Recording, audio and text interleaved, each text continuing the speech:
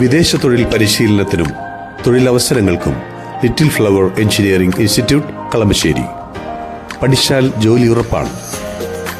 India രാജ്യത്ത് പ്രതിഷേധിക്കുന്നവർക്ക് പുല്ലുവില കൽപ്പിക്കുന്ന ഒരു ഭരണാധികാരി. ഇത് രാജ്യഭരണമല്ല എന്ന് നരേന്ദ്രമോദിയുടെ മുഖത്ത് നോക്കി പറയുന്ന ചെറുപ്പക്കാർ. സുപ്രീം കോടതി ചീഫ് ജസ്റ്റിസ് പറയുകയാണ്, ഞങ്ങൾക്ക് ചെറുപ്പക്കാരെയും വിദ്യാർത്ഥികളെയും പോലീസ് തല്ലിച്ചതയ്ക്കുന്ന വീഡിയോ കണ്ടു നിൽക്കാനുള്ള സമയമില്ല. ഞങ്ങൾക്ക് വേറെ ഒരുപാട് പണിയുണ്ട്.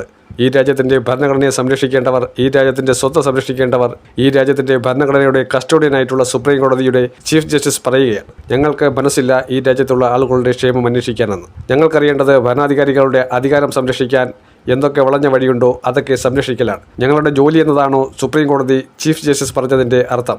ഒന്ന് മാത്രം നിങ്ങൾ മനസ്സിലാക്കുക, CJP അഥവാ കോക്രോച്ച് ജനതാ പാർട്ടി എന്ന് പറയുന്നത് കേവലം അഭിജിത് ദീപ്കെയോ അതല്ലെങ്കിൽ കുറച്ച് ആളുകളോ ചേർന്നുള്ള ഒരു സംഘടനയല്ല. അത് ഈ രാജ്യത്തിൻ്റെ ഫാസിസ്റ്റ് സർക്കാരിനെതിരെയുള്ള ഒരു വലിയ മറുപടിയാണ്.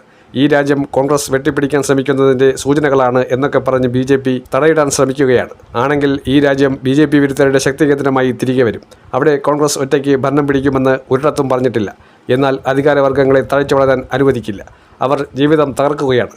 പാവപ്പെട്ട വിദ്യാർത്ഥികളുടെ ജീവിതം തകർത്തെറിയുകയാണ്. നീറ്റ് പരീക്ഷ എന്ന ഈ പേക്കൂത്ത് അവസാനിപ്പിക്കുകയാണ്. വിദ്യാർത്ഥികളുടെ ക്ഷമ കെട്ടിരിക്കുകയാണ്. അവരുടെ ജീവിതം തുലസിലാക്കിക്കൊണ്ട് ധർമ്മേന്ദ്ര പ്രധാൻ എന്ന് പറയുന്ന ഒരു ധർമ്മവുമില്ലാത്ത അധികാരം തലയ്ക്ക് പിടിച്ച ഒരു ഭരണാധികാരിയുണ്ട്. ആ ധർമ്മേന്ദ്ര പ്രധാനെ രാജിവയ്പ്പിക്കാതെ, അയാളെ ഈ ഡൽഹിയിൽ നിന്ന് കെട്ടുകെട്ടിക്കാതെ ഈ സമരം അവസാനിക്കുമെന്ന് നിങ്ങളാരും വിചാരിക്കേണ്ട എന്നതാണ് സുപ്രീം കോടതിയോടും നരേന്ദ്രമോദിയോടും രാഷ്ട്രപതിയോടും ഉന്നത അധികാരത്തിലിരിക്കുന്ന സകല എംഎൽമാരോടും കൃത്യമായി പ്രതിഷേധക്കാർ ജന്തർ മന്ദറിൽ വെച്ച് പറഞ്ഞത്. ഇതൊരു ഐതിഹാസിക സമരമെന്നോ ഇതൊരു വലിയ കലാപ സാഹചര്യമെന്നോ എന്ത് വേണമെങ്കിലും പറഞ്ഞോട്ടെ, ഈ രാജ്യത്ത് ഏത് സാധാരണക്കാരനും ഭരണഘടനയുടെ പേരിൽ കൊടിപിടിക്കാൻ അവകാശമുണ്ട്. അത് റദ്ദാക്കാനാണ് പരിപാടിയെങ്കിൽ, അത് തകർത്ത് തരിപ്പണമാക്കാനാണ് പരിപാടിയെങ്കിൽ നിങ്ങൾ പോയി വേറെ പണി നോക്ക്. നിങ്ങളല്ല ഈ രാജ്യം ഭരിക്കേണ്ടത്. ഈ രാജ്യം ഭാരതീയരുടെ മുഴുവനുമാണ്. ഏതെങ്കിലും വ്യക്തിയുടെയോ പിതാവിൻ്റെയോ മാതാവിൻ്റെയോ തറവാട്ട് വകയല്ല ഇത് എന്ന് മിസ്റ്റർ മോദിയുടെ മുഖത്ത് നോക്കി പറയുന്ന ആ പെൺകുട്ടി ഉണ്ടല്ലോ, ആ പെൺകുട്ടിയാണ് ഈ ഭാരതത്തിൻ്റെ യഥാർത്ഥ പുത്രി.